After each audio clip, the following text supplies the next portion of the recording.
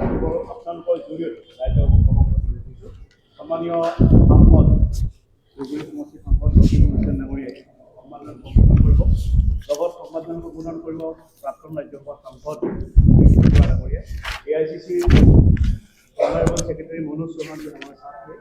मनोज चौहान जी ने MGM में बड़ा को बोलेगा। तो पहले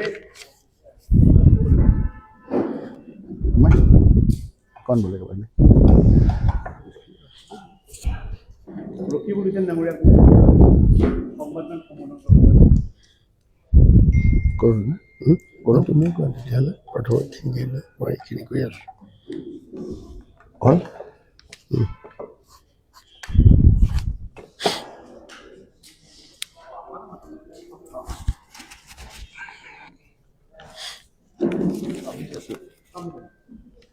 चौकी दी दिया ना ना तुम्हें बहा तुम्हें बहा তেওঁ বহিব এতিয়া तुम्हें बहा और चौकी एफाले दी दिया तुम्हें बहा ना আৰু এখন চকী আনিলেই হ'ল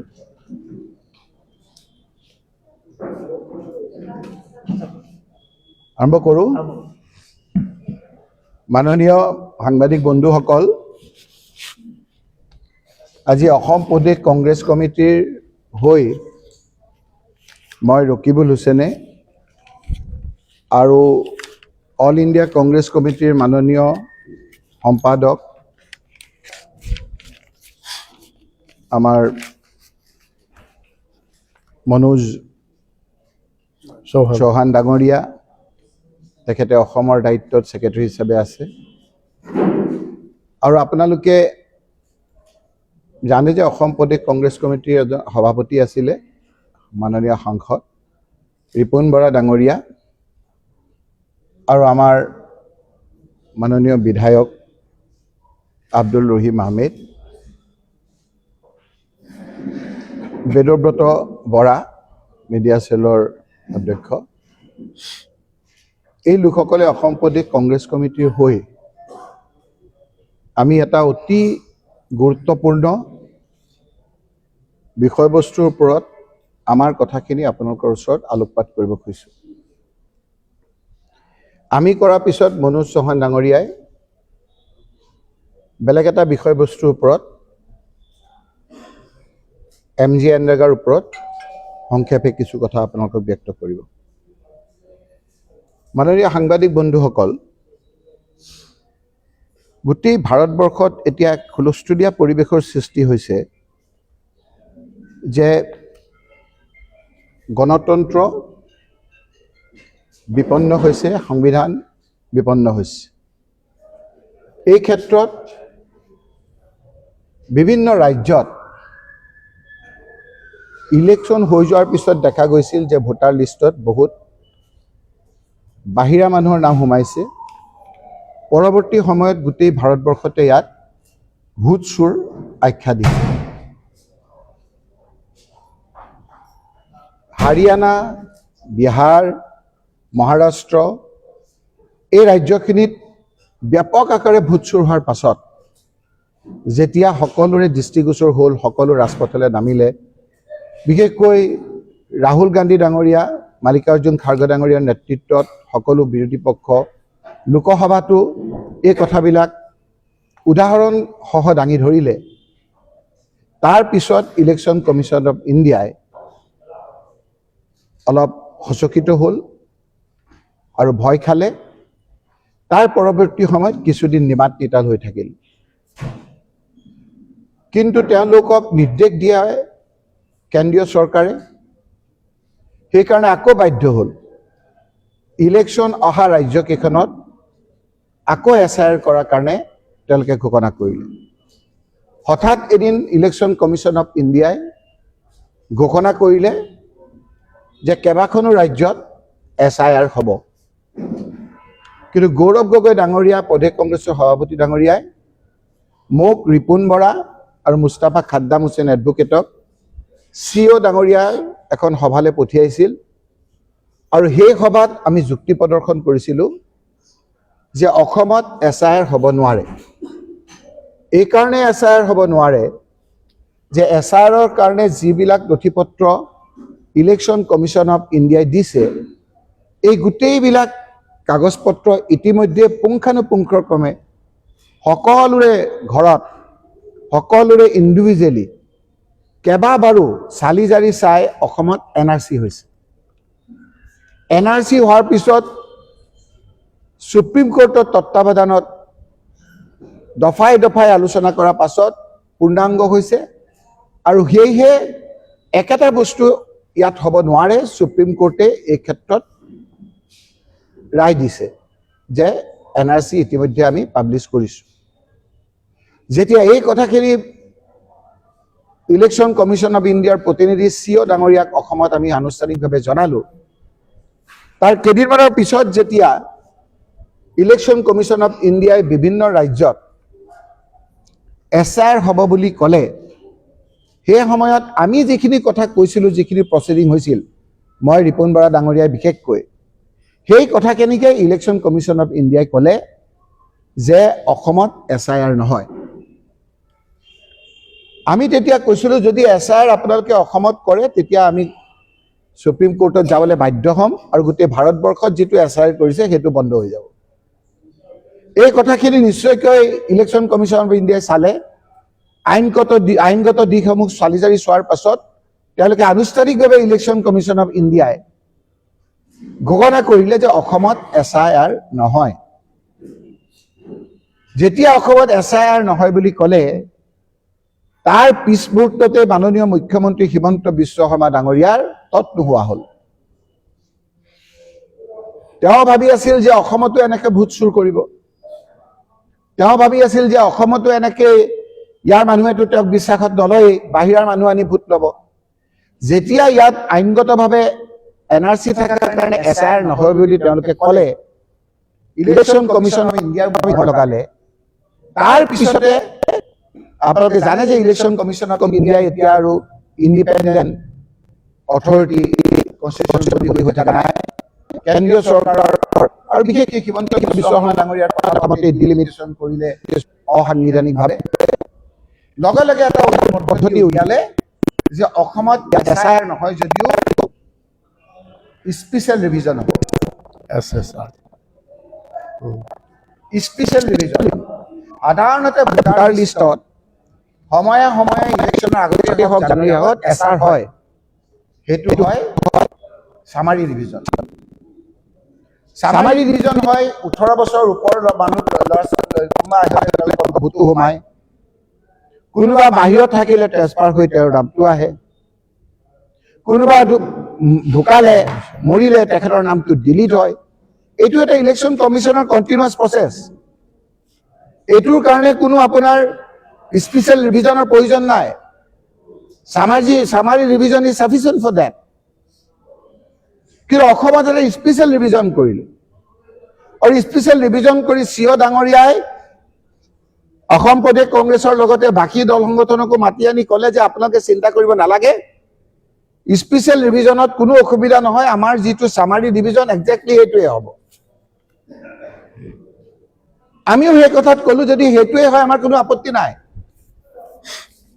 এতিয়া যেতিয়া আপোনাৰ দেখা গ'ল যে বিভিন্ন BLO সকলক লগত নলৈ পেলাই বা তেওঁলোকৰ আন্ধাৰত ৰাখি যিখন ড্ৰাফ্ট উলিয়ালে, আপোনালোকে দেখিছে যে তথ্য সহকাৰে ৰিপুণ বৰা ডাঙৰীয়াই সেই কথাখিনিক কিছু আপোনালোকৰ ওচৰত আভাস দিব। ড্ৰাফ্টখন ওলাল, তাৰ পিছৰ পৰ্যায়ত যিটো এতিয়া হ'ল ক্লেইম অবজেকশ্যন। ক্লেইম এণ্ড অবজেকশ্যনৰ কথাটো হ'ল যদি কিবা কাৰণে মোৰ নামটো উঠা নাই, মই অনলাইন যোগেদি মই ক্লেইম কৰিম। কিবা কাৰণে যদি মোৰ ভোটটো ট্ৰেন্সফাৰ হোৱা নাই, ট্ৰেন্সফাৰ হ'ব লাগিছিল, মই ট্ৰেন্সফাৰ কৰিম। মোৰ নামত যদি কিবা ভুল হৈ আছে মই কাৰেকশ্যন কৰিম। কোনোবা যদি মানুহ মৰিছে, তেওঁৰ নামটো ইয়াত আছে, তেওঁৰ নামটো কাটিবৰ কাৰণে আমি ক'ম ডিলিশ্যন। তাৰ এটা পদ্ধতি আছে, 6 number, 7 number, 8 number form fill up কৰিব লাগিব। বিশেষকৈ 8 নম্বৰ ফৰ্ম ফিল আপ কৰিব লাগিব ট্ৰেন্সফাৰৰ ক্ষেত্ৰত আৰু কাৰেকশ্যনৰ ক্ষেত্ৰত। নতুন নাম সোমাব লাগিব 6 নম্বৰ ফৰ্মৰ যোগেদি। এতিয়া আহিছে, এতিয়া আমি সুধিছোঁ যে এই গোটেই কথাবিলাক জলাঞ্জলি দি বাল্ক এজন মানুহে বহুতৰ নামত অবজেকশ্যন দিয়া আৰম্ভ কৰিছে। ইলেকশ্যন কমিশ্যন ইণ্ডিয়াৰ নিয়ম অনুযায়ী bulk objection are being lodged at different places, whereas the bulk objection are not permissible as per clause 11.3.2 oblique Roman 2 of the Manual of Electoral Rule 2023. Issued by Election Commission of India, the authorized officer can accept only individual application. Authorized officer jane only individual objection bilake receive koribo pare ki yat ami etia huna paisu bibhinno kotha botrat Nipun Bora Dangoriyaই তথ্য সহকাৰে কব যে bulk objection দিয়া আৰম্ভ কৰিছে কাৰণ হিমন্ত বিশ্ব শৰ্মা ডাঙৰীয়াই এতিয়া অসমৰ মানুহৰ ওপৰত তেওঁলোকৰ বিশ্বাস নাই, বাহিৰৰ মানুহক নাম অন্তৰ্ভুক্ত কৰাৰ কাৰণেও এক ষড়যন্ত্ৰ দীপ্ত হৈছে। Clause 11.5.3 of the Manual on Electoral Rule 2023 by Election Commission of India, list of claim and objections should be made available by the electoral registration officer to all the recognized political parties at the end of every week from the beginning of the period of filing claim and objection.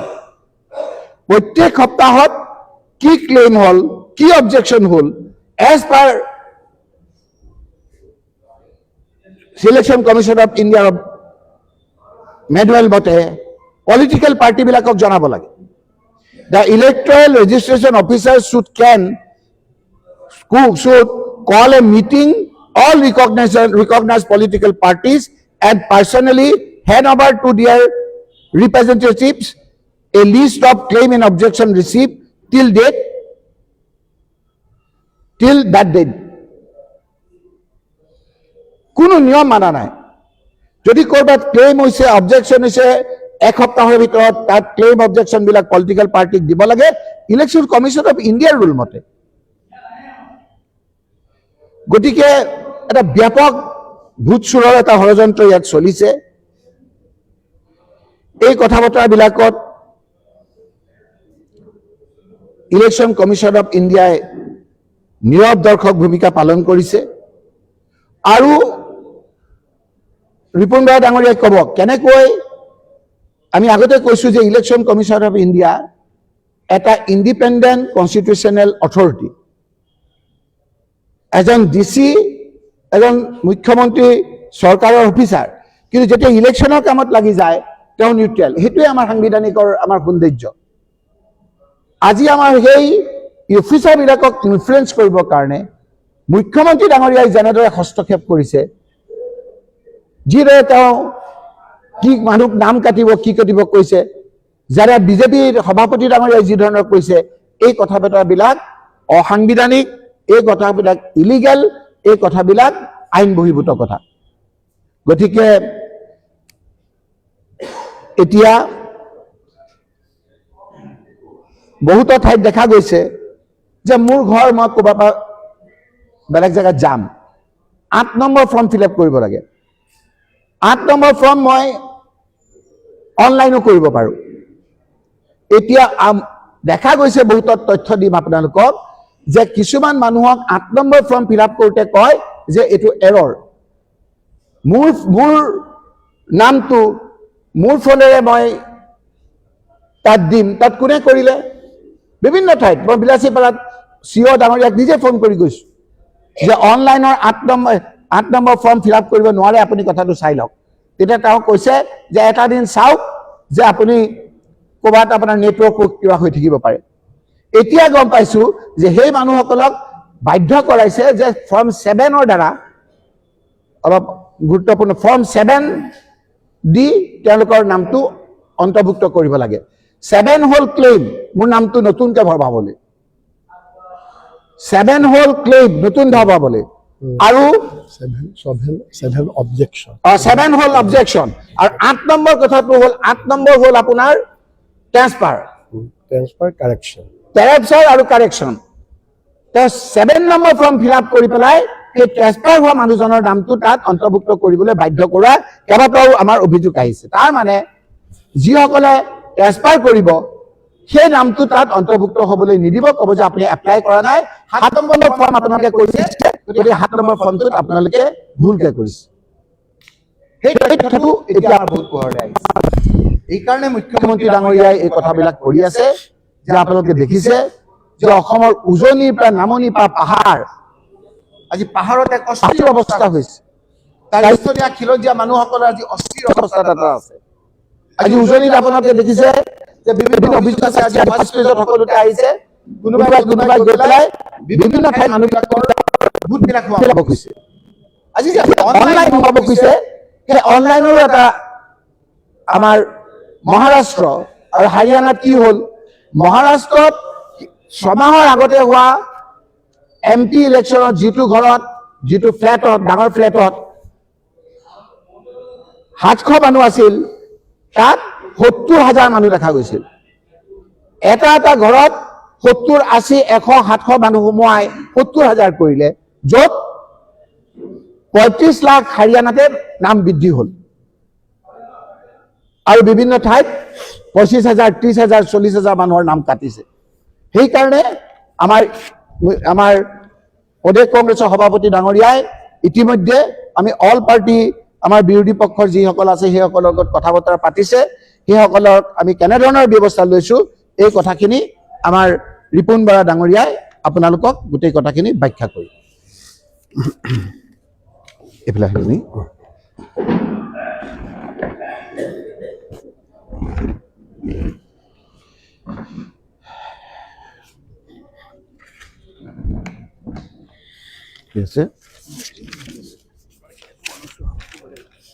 ধন্যবাদ সাংবাদিক বন্ধু বান্ধৱীসকল যে ইতিমধ্যে ৰকিবুল হুছেইন ডাঙৰীয়াই বিস্তৃতভাৱে কৈছে আপোনালোকে গম পাইছে কিন্তু বিষয়টো অতি চিৰিয়াছ সেইটো চিৰিয়াছ হৈছে যে ইয়াত দুটা এপিনেদি ইলেকশ্যন কমিশ্যন আৰু আনফালেদি বিজেপি দল আৰু বিজেপি চৰকাৰ এতিয়া ইলেকশ্যন কমিশ্যন এটা কনষ্টিটিউশ্যনেল বডি অট'নমাছ বডি কিন্তু এই অট'নমাছ বডিৰ আজি অট'নমি নাই সম্পূৰ্ণৰূপে এটা পুতলাত পৰিণত কৰিলে ইলেকশ্যন কমিশ্যনক আৰু এতিয়া আমি প্ৰশ্ন কৰিব খুজিছোঁ যে ইলেকশ্যন কমিশ্যনে কিয় নিমাত আছে যে বিজেপি দলৰ সভাপতি দিলীপ শইকীয়া সোণোৱালে যোৱা 4 জানুৱাৰী তাৰিখে তেওঁৰ ডিষ্ট্ৰিক্ট সভাপতি মিনিষ্টাৰ MLAৰ লগত যি ভিডিঅ' কনফাৰেন্স কৰিছে তাত আমাৰ অবজেকশ্যন নাই এইটো পাৰ্টিৰ তেনেকুৱা এইবিলাক চলি থাকে কিন্তু সেই ভিডিঅ' কনফাৰেন্সত বিজেপিৰ ৰাজ্যিক সভাপতিয়ে নিৰ্দেশ দিছে MLA সকলক আৰু ডিষ্ট্ৰিক্ট সভাপতিসকলক যে প্ৰত্যেকটো কনষ্টিটুৱেঞ্চিত আইডেণ্টিফাই কৰিব লাগে এণ্টি বিজেপি ভোটাৰ যি কোনবিলাক বেচিকেলি কংগ্ৰেছ যে কোনবিলাক মানুহে বিজেপিক ভোট নিদিয়ে সেই ভোটাৰবিলাক 12 জানুৱাৰীৰ ভিতৰত লিষ্ট বনাই পেলা দিব লাগে বুলি এটা নিৰ্দেশ আহিছে দিস ইজ নাম্বাৰ 1 নাম্বাৰ 2 তেওঁ নিৰ্দেশ দিছে এজন মন্ত্ৰীক অশোক সিংঘাল এইবিলাকতো সব মিডিয়াত আজি ওলাইছে কালিও ওলাইছে গতিকে তাত নিৰ্দেশ দিছে যে তেওঁ 60টা কনষ্টিটুৱেঞ্চিত তাত গৈ টাৰ্গেট দি দিছে 5ৰ পৰা 10,000 কে মানুহৰ নাম কাটিব লাগে এতিয়া আমাৰ কোৱেশ্চন হৈছে আমাৰ প্ৰথম কোৱেশ্চন হৈছে এইটো যে ইলেকশ্যন কমিশ্যনে কিয় এই কথাত আজিলৈকে নিমাত আছে আগতে কিবা ঠিক আছে মিছা হ'ব পাৰে আমাৰ আপত্তি নাই মিছা হ'ব পাৰে ইলেকশ্যন কমিশ্যনে কওক এইটো মিছা বুলি why election commission is silent election কমিশ্যনে তদন্ত কৰক তদন্ত কৰি যদি মিছা হয় ৰাইজক জনাওক এইটো কথা মিছা বুলি ফলছ অভিযোগ বুলি কিন্তু ইলেকশ্যন কমিশ্যন কিয় মনে মনে আছে নাম্বাৰ 1 আৰু আমি এতিয়া এইটোৰ ওপৰত এটা হাই লেভেল এনকুৱাৰী আমি ডিমাণ্ড কৰিছোঁ আমি ফৰেনচিক লেবৰেটৰীৰ যোগেদি ইয়াক তদন্ত কৰাৰ ডিমাণ্ড কৰিছোঁ ভিডিঅ' কনফাৰেন্সৰ গোটেই কনভাৰচেশ্যনখিনি আৰ্কাইভত আছে ক্লাউডত আছে তাক উলিয়াই দিব লাগে চৰকাৰে সেইটো ৰাইজৰ আগত দিব লাগে, ইলেকশ্যন কমিশ্যনে ৰাইজৰ আগত দিব লাগে। আমি এইটোৰ ওপৰত দাবী কৰিছোঁ। আৰু আমাৰ অসমত আজি এইটোৰ উপৰিও এতিয়া ইলেকশ্যন কমিশ্যনে কিছুমান সমষ্টিত, যেনে আপোনাৰ বজালী সমষ্টিত, যেনে গোলোকগঞ্জ সমষ্টিত, বৰাক ভেলীৰ কিছুমান সমষ্টিত যিবিলাক BLO অলৰেডি নিযুক্তি দিলে কাম কৰি আছে, BLO কাম কৰাৰ মাজতেই হঠাৎ অল অন এ ছাডেন বহু ঠাইত এই BLO বিলাকক কি কৰা হৈছে, চেঞ্জ কৰি নতুন BLO দিছে। এইটো এটা টোটেলি ইলিগেল, যে এটা প্ৰচেছ হৈ যোৱাৰ পাছত BLO তেনেকুৱাকে চেঞ্জ কৰাটোৱে কি বুজায়, যে আগৰ BLO বিলাকে তেওঁলোকৰ ৰাজনৈতিক স্বাৰ্থ পূৰণ কৰিব পৰা নাই কাৰণে তেওঁলোকে এই BLO চেঞ্জ কৰিছে। 3 নম্বৰ বিসংগতি আহিছে, হাইলি কমিউনেলাইজ কৰিছে ইলেকশ্যন কমিশ্যনে। বহুত BLO ছুপাৰভাইজাৰ আমি দেখিছোঁ যে এতিয়া আমি ইয়াত আমাৰ কালিলৈ আমি যিখন মেমৰেণ্ডাম দিম তাত আমি এইবিলাক পিন পইণ্টেড কৰি দিম যে পাৰ্টিকুলাৰ এটা ৰিলিজন, এটা কমিউনিটিৰ মানুহৰ যিবিলাক BLO আছে সেই গোটেই BLO বিলাকক চেঞ্জ কৰিবৰ কাৰণে, সেই গোটেই BLO বিলাক চেঞ্জ কৰিবৰ কাৰণে তেওঁলোকে প্ৰেছাৰাইজ কৰিছে, অৰ্ডাৰ দিছে, কৰিছে। গতিকে এইটো এটা সাংঘাতিক চিৰিয়াছ। ইলেকশ্যন কমিশ্যনে বিজেপিৰ লগত in connivance with ruling party এইটো কৰিছে। গতিকে আমি এইটোৰ বিৰুদ্ধে আমি আপোনালোকৰ যোগেদি ৰাইজৰ আৰু ইলেকশ্যন কমিশ্যনৰ আৰু সকলোৰে আমি দৃষ্টি আকৰ্ষণ কৰিছোঁ। এতিয়া সবতকৈ গুৰুত্বপূৰ্ণ কথাটো হৈছে যে ইলেকশ্যন কমিশ্যনে কি ষড়যন্ত্ৰ কৰিছে, প্ৰত্যেক সমষ্টিত নতুন ভোটাৰ উঠাবৰ কাৰণে, বেলেগ ৰাজ্যৰ পৰা মানুহ আনিবৰ কাৰণে, ভোট চুৰি কৰিবৰ কাৰণে সেই ষড়যন্ত্ৰটো এতিয়া ধৰা পৰিছে এই ড্ৰাফ্টখনৰ যোগেদি। কেনেকৈ ধৰা পৰিছে? নাম্বাৰ 1, এতিয়া আপোনালোকে কওক ড্ৰাফ্ট ইলেক্টৰেল ৰোল মানে কি? ড্ৰাফ্ট মানে কি? খচৰা। খচৰাৰ অৰ্থটো কি? It is a draft. ইয়াক যোনে কোনে শুদ্ধ কৰিব পাৰে, সংশোধনী দিব পাৰে, কাৰেকশ্যন কৰিব পাৰে। কিন্তু সেই কাৰেকশ্যন কৰাৰ, সংশোধনী দিয়াৰ এই ড্ৰাফ্টখনত স্কোপ দিয়া নাই। যিখন ড্ৰাফ্ট ইলেক্টৰেল ৰোল ওলালে যোৱা 27 ডিচেম্বৰ তাৰিখে, সেইখনত কি আছে? সেইখন চাই পেলাই আমি কোনো কমপ্লেইন দিব নোৱাৰো, সেইখন চাই আমি কোনো সংশোধনী দিব নোৱাৰো। কিয়? সেইখনত কাৰ নাম আহিছে? এজ ইট ইজ 2025 চনৰ 1 জানুৱাৰীত যিবিলাক মানুহৰ নাম ভোটাৰ তালিকাত আছে এজ ইট ইজ সেইবিলাক মানুহৰ নাম আহিছে। নাম্বাৰ 1, কোনো নিউ ভোটাৰ সংযোজন হোৱা নাই এই ড্ৰাফ্টখনত। 18 বছৰ ফাৰ্ষ্ট ভোটাৰৰ কোনো নাম সংযোজন হোৱা নাই, কোনো মৰা মানুহৰ নাম সংযোজন হোৱা নাই, কৰ্তন হোৱা নাই, কোনো মৰা মানুহৰ নাম কৰ্তন হোৱা নাই, কোনো শিফটিং মানুহৰ নাম নাই অহা। যেতিয়া আমি ইলেকশ্যন কমিশ্যনক সুধিলো তেতিয়া তেওঁলোকে কৈছে যে BLO যেতিয়া ঘৰে ঘৰে গৈছিল, হাউচ টু হাউচ BLO যেতিয়া গৈছিল, তেতিয়া BLO বিলাকে নতুন ভোটাৰৰ নাম বেলেগ এখন লিষ্টত তুলি আনিছে, মৰা মানুহবিলাকৰ নাম বেলেগ এখন লিষ্টত তুলি আনিছে, শিফটিং ভোটাৰবিলাকৰ নাম বেলেগ এখন লিষ্টত তুলি আনিছে, আৰু এতিয়াহে ফাইনেল ভোটাৰ লিষ্ট যিখন 10 ফেব্ৰুৱাৰীত ওলাব তাতহে সেইবিলাক মানুহৰ নাম সংযোজন হ'ব। তেতিয়াহ'লে আপোনালোকে নিজে কওক, এতিয়া এইখন চাই আমি একো কমপ্লেইন দিব নোৱাৰো। এইখন চাই আমি একো কমপ্লেইন এইকাৰণে দিব নোৱাৰো, অকলে এটা কমপ্লেইন দিব পাৰো আমি, কাৰোবাৰ ড্ৰাফ্টখনত যদি কাৰোবাৰ নাম, স্পেলিং, ঠিকনা ভুলকে আহিছে সেইটো শুধৰণিৰ কাৰণে কমপ্লেইন দিব পাৰো।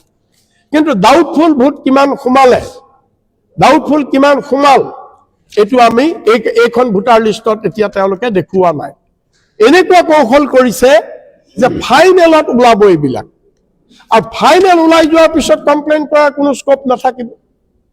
ফাইনেল ওলাব 10 ফেব্ৰুৱাৰী, আৰু 10 ফেব্ৰুৱাৰীত ফাইনেল ওলোৱাৰ পিছত খুব লিমিটেড স্কোপ থাকিব আমি কিবা কমপ্লেইন দিবৰ কাৰণে। গতিকে এইটো এটা ইলেকশ্যন কমিশ্যনে ভোট চুৰিৰ কাৰণে এটা, যদি এতিয়া যিটো অভিযোগ আহিছে, কালিলৈ যদি 10,000 মানুহৰ নাম ভোটাৰ লিষ্টত নতুনকৈ সোমাই যায়, প্ৰত্যেকটো সমষ্টিত যদি 5,000 মানুহৰ নাম নতুনকৈ সোমাই যায়, আমি কেতিয়া গম পাম সেই কথা? আমি ফাইনেল লিষ্টখন ওলোৱাৰ পিছত গম পাম। তেতিয়া কমপ্লেইন দিয়াৰ কোনো সুযোগ নাথাকিব। এতিয়া আহিব লাগিছিলে যে নতুন সংযোজন যদি কাৰোবাৰ হৈছে ড্ৰাফটতে ওলাব লাগিছিল। ড্ৰাফটখনত ওলোৱা হ'লে আমি সেইবিলাক চাই আমি কমপ্লেইন দিব পাৰিলোহেঁতেন। গতিকে এইটো এটা ইলেকশ্যন কমিশ্যনে সাংঘাতিক ধৰণৰ ভোট চুৰিৰ কাৰণে এটা ষড়যন্ত্ৰ কৰিছে। ইয়াৰ পিছতো আমি কেইটামান মাত্ৰ পিন পইণ্টেড গুৱাহাটীত, আমি বাকীবিলাকৰ কথা নকওঁ, গুৱাহাটীত আপোনালোকে চাব যে দিছপুৰ কনষ্টিটুৱেঞ্চিৰ বুথ নাম্বাৰ 27, বুথ নাম্বাৰ 27ত হাউচ নাম্বাৰ 595, হাউচ নাম্বাৰ 595 এটা ঘৰ, সেই ঘৰৰ যিজন মালিক আছে, মুৰব্বী আছে, তেওঁ গমেই নাপায় তেওঁৰ ঘৰত 32টা ফেমিলিৰ নাম সংযোজন হৈছে। হাউচ নম্বৰ 585, সেই ঘৰৰ মালিকে গমেই নাপায়, খচৰাত দেখিছে তেওঁৰ ঘৰত 17টা মানুহৰ নাম অতিৰিক্ত সংযোজন হৈছে। ঠিক একেদৰে হাউচ নম্বৰ 629ত 17টা আৰু 621ত 12টা আৰু এটাত 21টা সংযোজন হৈছে। ঠিক একেদৰে আপুনি আহক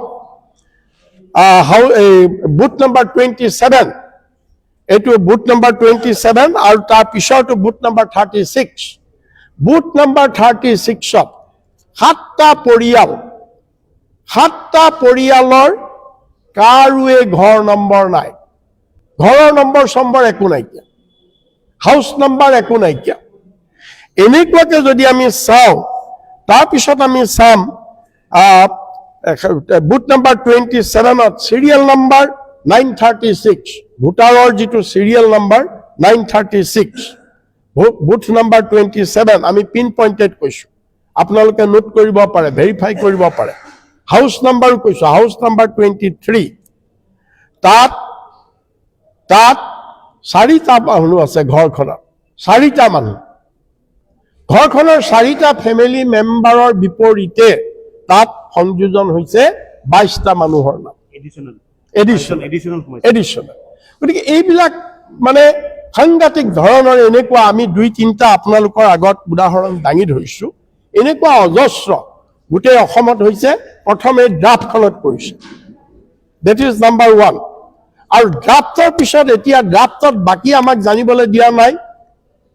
ফাইনেল যেতিয়া ওলাব, তাত যদি ব্যাপকভাৱে মানুহৰ নাম কৰ্তন হয় বা ব্যাপকভাৱে মানুহৰ নাম সংযোজন হয়, তেতিয়া আমি তাত কমপ্লেইন দিবলৈ আমাৰ কোনো স্কোপ নাথাকিব। আৰু সেই সন্দেহটো আমাৰ এতিয়া হৈছে, যিহেতু বিজেপিৰ সভাপতিয়ে নিজেই নিৰ্দেশ দিছে আৰু এজন মন্ত্ৰীক তেওঁ এই কামত নিয়োগ কৰিছে, তেওঁ নিজেই নিৰ্দেশ দিছে।